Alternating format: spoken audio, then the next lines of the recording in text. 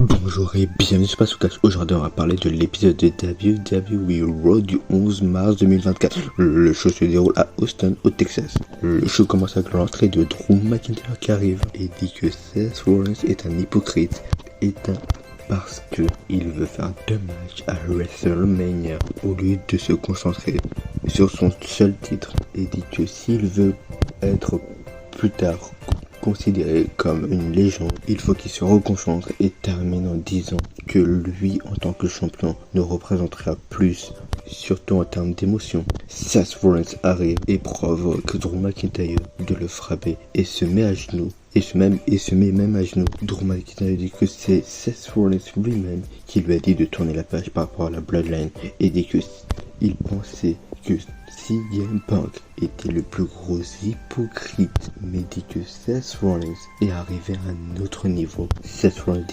a dit à Drew McIntyre qu'il a gagné ses matchs contre Cody Rhodes et Jey Uso à l'aide de la Bloodline, mais lui dit que sans elle, il ne serait pas arrivé. Seth Rollins dit qu'à la nuit 1, Cody Rhodes et lui-même vont battre The Rock et Roman Reigns, et à la nuit 2, il va le battre.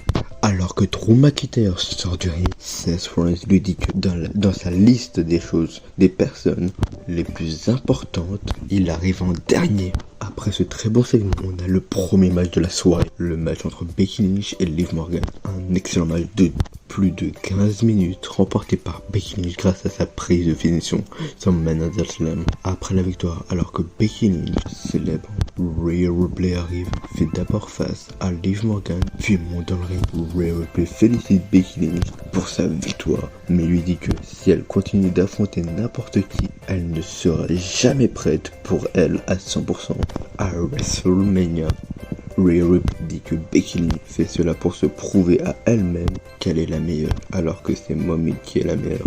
Becky Lynch dit qu'au Royal Rumble, Rhea Ripley lui a dit de prouver que c'est elle la meilleure, alors elle le fait, et termine en disant que si personne ne croit en elle, ce n'est pas grave, parce que elle est la meilleure. On retrouve les deux managers généraux, Nick Aldis et Adam Pearce, pour nous annoncer que pour les titres indiscutés et indiscutables par équipe, il y aura un tournoi pour un match à 6 équipes à WrestleMania. Le Judgment Day Furieux vont dans le bureau des managers généraux. On passe au match par équipe féminin entre Indi Hartwell et Candice LeRae contre Maxxine Dupri et Ivy Nile, un match de 2 minutes. Alors que Maxxine Dupri allait peut-être gagner le match, Candice LeRae lui dit que c'est normal que le public l'a eu parce qu'elle n'est pas à sa place est dans les coulisses, et qu'elle devrait laisser sa place aux superstars plus méritantes. Les gagnants de ce match sont Indi Hartwell et Candice LeRae grâce à un big boost de Indi Hartwell sur Maxxine Dupri. Le segment entre Candice LeRae et Maxxine Dupri fait face à des huées et des insultes de certaines personnes que je ne cautionne pas, mais le segment est bien. Si la WWE pense à faire de Maxxine Dupri d'abord une face gentille, puis la plus grosse heel méchante, ce que je pense. On a les Chimades qui sont dans les bureaux des managers généraux et qui demandent pourquoi ils doivent défendre leur titre contre 5 autres équipes à WrestleMania. Adam Pearce dit que le match de WrestleMania sera leur plus gros match depuis qu'ils sont champions, et dit que l'idée vient de R-Truth. R-Truth arrive et Damien Priest demande un match contre R-Truth ce soir. On a le dernier segment de la soirée entre Michael Cole et Cody Rhodes. Michael Cole demande à Cody Rhodes pourquoi elle a giflé son patron. Cody Rhodes dit que avant que The Rock soit son patron et dans le cinéma, il était catcheur, et quand il était petit, Cody Rhodes était fan de The Rock et il a giflé pour lui rendre la gifle qu'il a subie lors de la conférence de presse.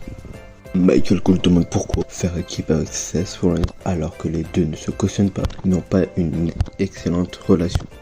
Cody Rhodes dit qu'il a fait équipe avec Jey Uso et qu'ils ont gagné les titres par équipe. Maintenant il fera équipe avec Seth Rollins pour avoir un match équilibré pour WrestleMania, et que certes la relation pour WrestleMania, et que certes la relation qu'il a avec Seth Rollins n'est pas excellente, mais ils se sont fait confiance tous les deux pour ce match. Cody Rhodes nous montre un épisode d'octobre dernier où Michael Cole lui demandait si son but était d'être prêt pour le match de WrestleMania. Cody Rhodes répond en posant une question.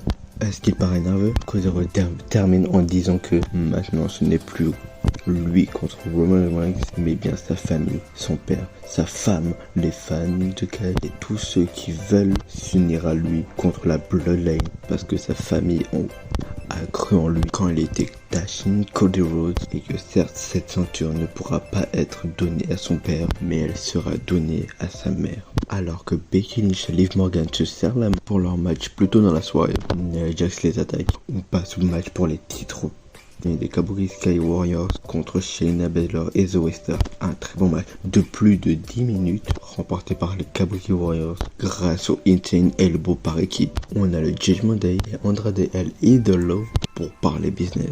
Derrière Ringena, le champion intercontinental. Gunther rappelle qu'il a battu Ricochet en juin 2022 et dit que les meilleurs vont s'affronter pour lui et leur souhaite bonne chance. Avant de passer au dernier match de la soirée, je voudrais vous dire que pendant tout le show, on a des vidéos promo de presque tous les catcheurs du Gauntlet match, sauf Sami Zayn.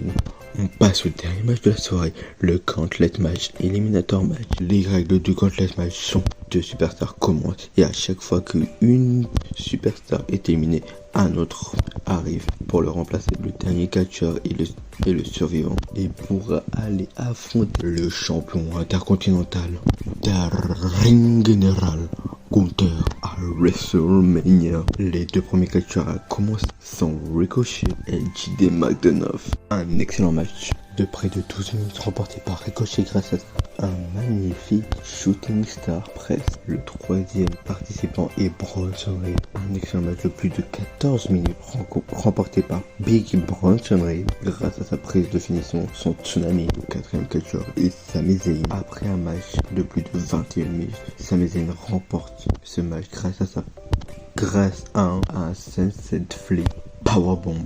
Après le match, Bronson Reed attaque Sami Zayn. On passe à l'avant-dernier match de la soirée. Sami Zayn contre Shinsuke Nakamura. Après un très bon match de plus de 21 minutes, Sami Zayn remporte le match grâce à sa prise de finition sans Love Cake. On passe au dernier challenger, Chad Gable contre Sami Zayn. Le gagnant de ce match ira affronter Gunther pour le titre intercontinental à WrestleMania. Après un excellent match de plus de 28 minutes, Sami Zayn arrive à contrer un angle lock par un petit paquet. Après le match, Sami Zayn réconforte Chad Gable. Gunther arrive pour faire face à Sami Zayn. Ce match est très recommandé pour ses excellents matchs pour le segment entre Cody Rhodes avec Cody Rhodes pour la route et la suite de WrestleMania.